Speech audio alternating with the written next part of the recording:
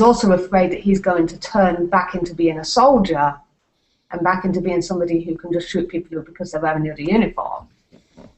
Okay. He's afraid of that ruthlessness within himself, and he's got a bit of a xenophobic streak that he's struggling with too. You know, that he's scared of the aliens because they're alien. He doesn't trust the dolphins, which we mentioned, doesn't really trust them at the start of the book. So it says he basically doesn't trust anyone who's not human. Basically. Yeah. Now, the one character, and forgive me, I've forgotten what the name of the character is, but the diplomat who is the third gender. Yes. You made a decision to create a character who was a third gender. What were some of the special? I've never tried something like that. What are some of the special challenges of creating a character like that and making it believable and to get the reader used to it, so that they stop thinking about that as the defining feature of that character? The first big challenge whenever you deal with third gender is pronouns. Purely linguistic issue. It went back and forth between me and my publisher, and we used a variant on it for the pronoun. We also considered using a Conran pronoun. We considered just calling him it, but that's like kind of one something that's a little bit less derogatory. That's always a real challenge, and it's a real challenge for humans who are third gender to deal with the pronoun issue. It seems like a stupid little thing, but it's a really big issue for people. And the other thing was, he is an alien. Icht is an alien. Hannah is, Susan tends to think of him as male, and she fights against thinking of him as male because we do. Even I just slipped up there. Yeah, but Icht is an alien, and Icht is a neuter. It doesn't play a role in sexual reproduction. It plays a role that in early human society was played by postmenopausal females in many ways. And the evolution on that world favoured having more individuals that are not involved in reproduction. And because of that, he puts all of his energies into something else. And its gender in their world mediates between the males and the females. Because in their society, it was very, very difficult before modern technology for males and females to actually work together. Because when the females come into heat, it's like a male elephant in moss. They're violent. They only want one thing. Right. If you're not careful, if you're a male and you're not careful, you're going to get. You know. And then the males, they're oviparous, and the males brood traditionally. And they, as civilized people, they get around it by basically the females take the pill when they're not planning on breeding. Right. Or they take something similar to the pill. They use a chemical hormonal suppressor. And the third gender, the Lachien, they mediate and balance between the two genders without sex entering into the equation. And then, therefore, it's become the sort of traditional thing that if you want somebody to mediate, to be a diplomat, you go for the Lachien, not for a sexed individual, because that's always what they've done. They've always been the glue holding civilization together. So in a way, he's in a very stereotypical role for his people. And part of that is, because, and it's something that humans find hard to understand. We can't really understand people who aren't either and have no sexual drive at all. He's got no sex drive. Did you have, I guess what I'm thinking of right now is when you're writing from a male point of view or from a female point of view, there are certain personality traits is probably the wrong word, but tendencies, I guess. Behavioral tendencies that are associated with one gender or the other. Here you have somebody who is neither. What were some of the things you had to wrestle with with creating basically something brand new like that?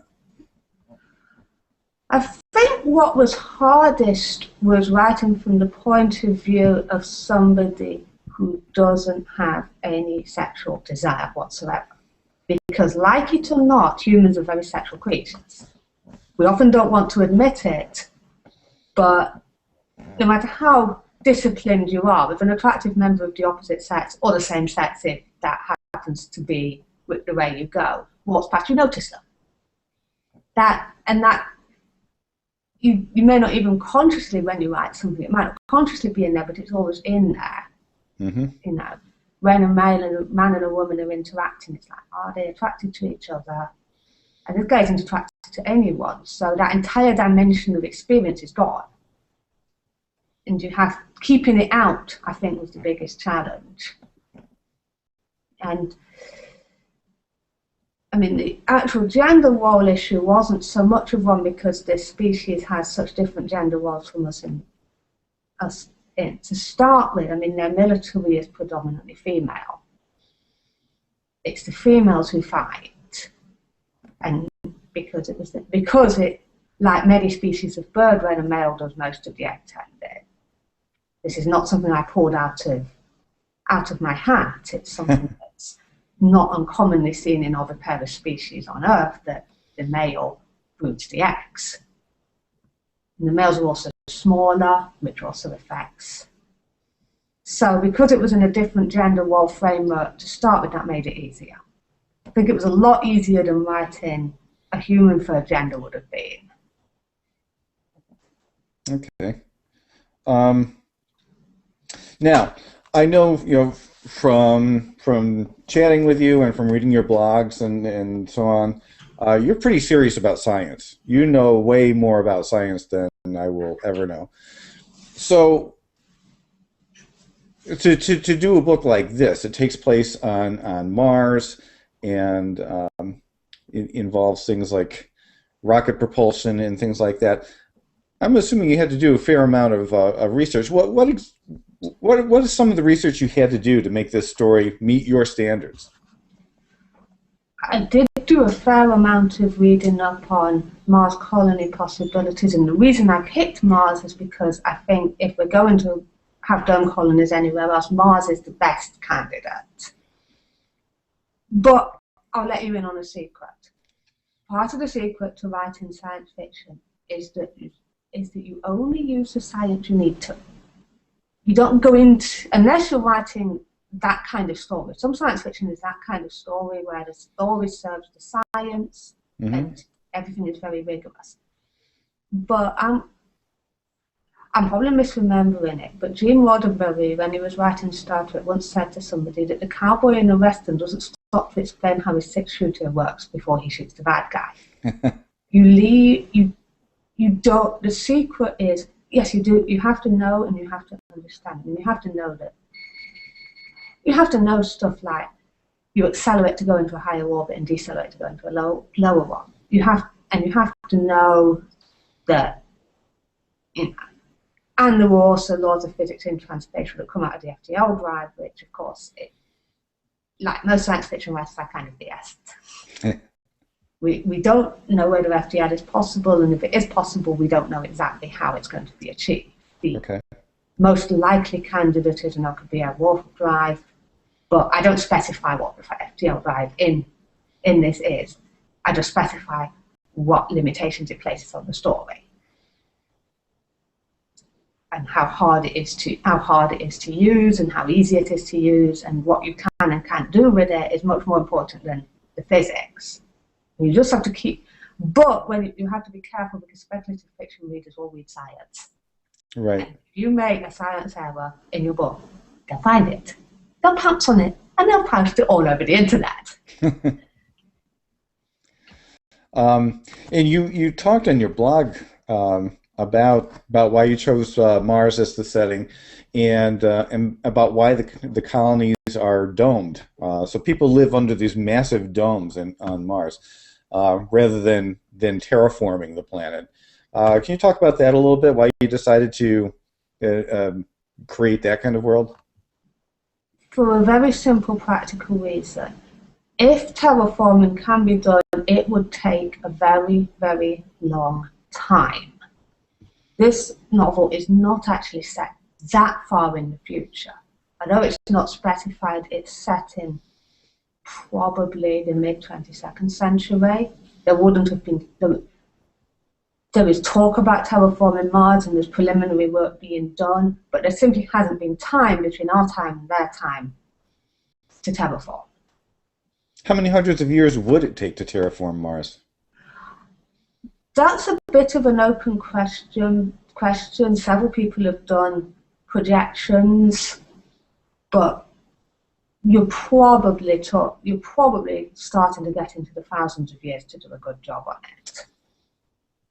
Terraforming is probably not practical. Yeah. And if you're talking about terraforming rather than building domes, you'd probably do better off starting with Venus, which already has a thick atmosphere that could potentially be changed into a better one. The problem with Mars is that Mars has lost most of its atmosphere.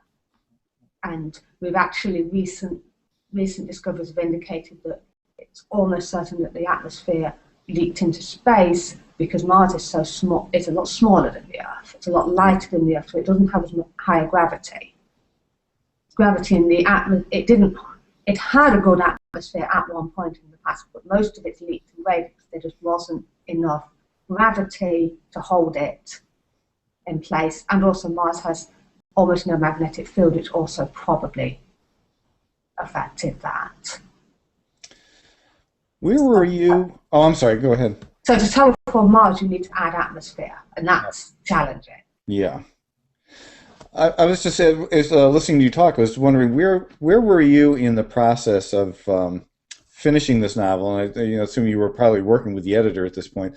But when Curiosity landed there last summer and started beaming back images and sending back test results, were you tempted to change anything in the book based on what you were seeing coming back from Curiosity? Not particularly, because I'd already seen older Mars pictures that it has that colour scheme in the sky, and I mean the only thing I changed was a couple of mistakes I made that my editor spotted because we all make them. But no, I mean I did monitor. I've been monitoring what Curiosity has been bringing back for future use, but Curiosity itself didn't get me to change anything now. I want to switch gears a little bit now and talk about the dolphins, because you've again, knowing how how strongly you feel about science and accuracy. How much research did you have to do to learn about the dolphins to make that believable isn't the right word, but something that's that would seem possible? And are there any scientists who are actually trying to use dolphins in this way, right now in real life? There are quite a number of projects going on at various sea life centres to try and communicate with dolphins. One of the things we've discovered recently is that the dolphin word for ball is a sonar image of a ball. They see the world as much in sound as in vision, but they communicate in sound, so their spoken language is hieroglyphic, which I find absolutely fascinating. And they do have a language. How intelligent they are, I don't know. I do know that I would not eat dolphin meat. I consider them too intelligent to eat, or any of the cetaceans really. But there is some strong evidence that they're in intelligence at least at the level of the great apes, possibly higher. They're one of the two leading candidates for second most intelligent animal other than the great apes are the dolphins and elephants, which also have a more complicated language that we also didn't realize for a very similar reason. Because we can't hear dolphin language because they're talking in ultrasound. We can't hear elephant language because they talk in infrasound.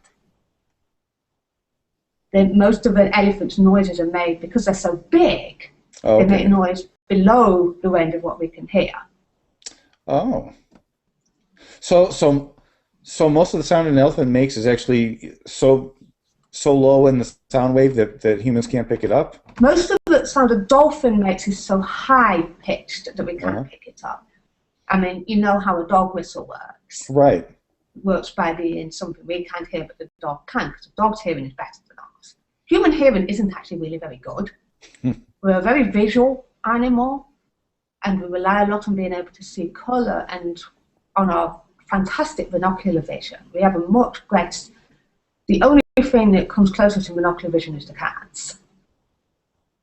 But our hearing isn't actually that good. And yes, we discovered that dolphins are communicating in a much more complex level and a much more linguistic level than we thought, since we've developed technology that allows us to transcribe what they're saying down to where we can hear it. So you have to use these transcription devices to actually be able to hear it, which is also a challenge we might end up facing with communicating with aliens. Could they speak outside our hearing range? We wouldn't even hear each other. Right. We're standing there talking at each other and whoosh, talk straight past each other, because if neither of you could hear it, then it would get very interesting.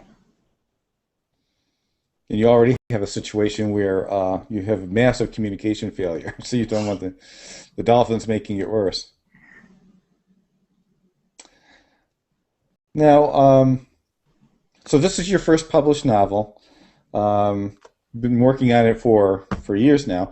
How did it change as it went through the publishing process? And I'm curious, as because you've published several stories, particularly in anthologies, so you've been in print before, but this must have been, quite a different experience. So how was this different from your previous publishing experiences, and how did the book change as it went through it?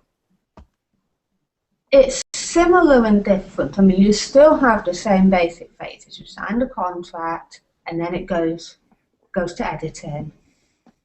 But with short stories, it varies a lot how much editing they do. With the book, it went to what we call developmental editing, where you're fixing all the content problems, and say we tweaked around with the third gender pronouns. We fixed a massive science error that should never have gotten through. But it didn't get past my editor, and that's what she's there for. Yep. And I will absolutely say that the biggest thing I say, if you're going to self-publish, get yourself an editor. Never publish a book without an editor. They're the most valuable person. The editor is the most valuable person you will ever have. A good one. You need to find a good editor. And fortunately, Musa found me a very good editor, and we did. And there was a lot of back and forth, and it's a lot more work simply because of the length. And it's a lot easier to spot a continuity error when you're dealing with 5,000 words than when you're dealing with 80,000 words. There's a lot more continuity to error. And then it goes to line editing, and the line editor goes through it, and they make sure that to catch any of the grammatical and spelling errors that might have crept in or been missed.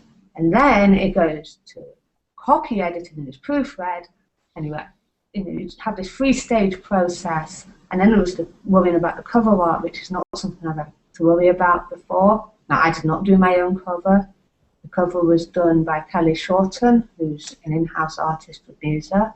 It's a great cover, by the way. Thank you. I'll pass that on. But she has a lot of experience. She's done a lot of covers, so she knows what she's doing. I would certainly not try to do my own cover.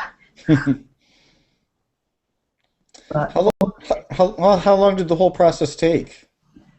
the contracts were signed last August, and we started editing in January. So that came together pretty fast then.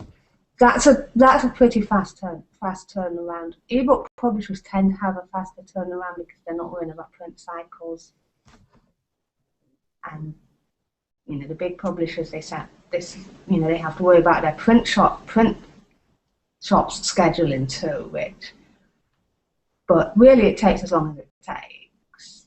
and a big chunk of the time is the editing. Yeah. Oh, yeah, what you described sounds like a ton of work. It is. And that's after all the editing I've done myself. You know, we were already on draft 4 before it was contracted. And the finished version was about draft 6. The version that's up for sale. Now, do you, it's an ebook right now. Do you foresee ever putting it out in print, or is it going to remain electronic for the foreseeable future? For the foreseeable future, it's likely to remain electronic. At the moment, the publisher I'm with is not doing print, but there is a contract option that we could do print. There's also a possibility of a limited print one at some point for convention purposes, but at the moment, that's maybe next year. So you mentioned at the beginning that you obviously Transspecial is out now, but you've got other things that you've finished or are in various stages of development. Can you tell us a little bit about what some of those projects are? Well, the next thing on my list, when I've dealt with the short story queue it's actually an urban fantasy, borderline paranormal romance, so quite a different book that I'm going to try to wave in front of my publishers next. But I want to do another edit on it first, mostly to try and catch all the stuff they said this time, so that we don't have the stuff I know they're going to pick up on, because that just saves a lot of time in the long run. But that's quite a different book. It's set in Washington, D.C., and there's a lot of occultism and some quite nasty monsters. Vampires or something different? Any monsters in it. That one has monsters. Okay. When do you? Well, so you're in the process of editing that right now. You have a sense as to when you might show it to the publisher? I'm hoping a couple of months, but that depends on life. Right. And like I said, I have a significant short story queue that I'm trying to get through too. How are you finding the short story market now? I know you've been in some magazines. You self-published 1 or 2 short stories, and you've been in several anthologies. Do you see that market staying the same, getting any better, or is it contracting? Or what are you seeing out there? I haven't seen a significant change in the short story market in the last 2 or 3 years. I have just sold 2 stories to anthologies. I had my first appearance in Analog a couple of months ago. It was the April issue, which came out in like February. It's okay, we're not recording the video. It's fine, you can walk around. And yeah, I don't think it's changed, and it's not great, it's not fantastic, but it's not terrible either. In a couple of other genres, it's really terrible. The short story market for mysteries is horrible, and the short story market for erotica is awesome. But I don't like that, so yeah. I know a few people who do,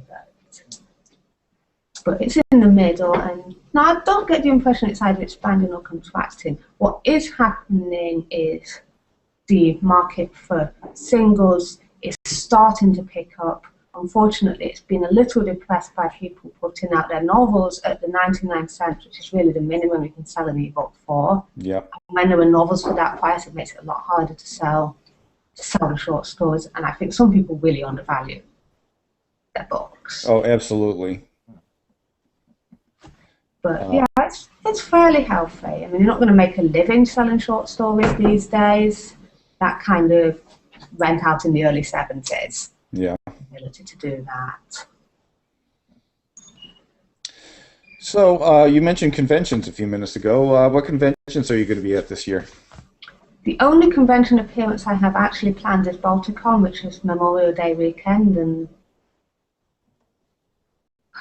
I will be a guest there, but I don't have my schedule yet. Yeah, I can't tell you what I'm going to be doing because they I mean, as you know, they haven't released it yet. Yeah, I think, was it last?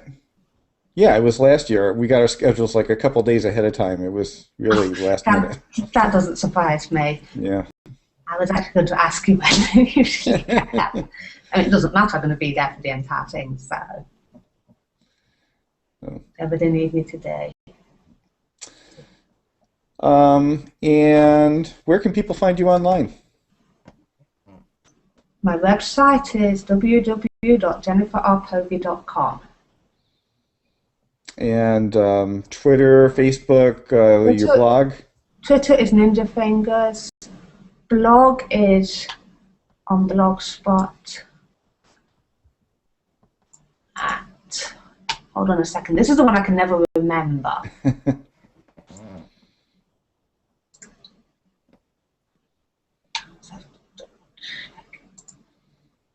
jenniferrpovey.blogspot.com. Com is my blog, and I'm on Facebook and I'm on Google+, both as Jennifer R. Povey. And lastly, where can people find the book? You can find it on Music Publishing's website. And I'll put a link to that in the show notes. Or on Amazon, Barnes & Noble, Smashwords. And there were a few other smaller third-party sites it's also on. Okay, so there's plenty of places where people can pick it up right now if they want to. And it's been out since last weekend, is that right? Friday. Right. The release date was Friday, April 26th. Okay, and so by the time this airs, it'll have been out almost a week. So.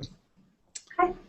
All right. Well, Jen, I thank you so much for being on the Geek Side of Life. I wish you the best of luck with the book, and can't wait for the next one. Thank you for having me. Thanks a lot. And I'm gonna now. I saw there's a red button at the top of the screen that I didn't notice until we've been talking for 5 minutes or so that said Start Broadcast. So I got a feeling I didn't get the very beginning of it, but I got probably 25 minutes worth at least. So okay. Yeah. So what I'll do is when if you have an issue and there's something missing that you want, we can always do a retake of that and splice it or something like that. Okay. Okay. What I might try to do first, at least, is just sort of give a synopsis of what we talked about. I'll explain, that this is the first time I've done a Google Plus Hangout and didn't know how the controls work. But if it doesn't sound good, then I may be in touch with you to do a retake. Yeah. Okay. All right. Well, thanks again, and I'll see you online. If not, I'll see you at Balticon. Definitely. All right. Have a good night. And you. Thanks again. No trouble. Bye. Bye-bye.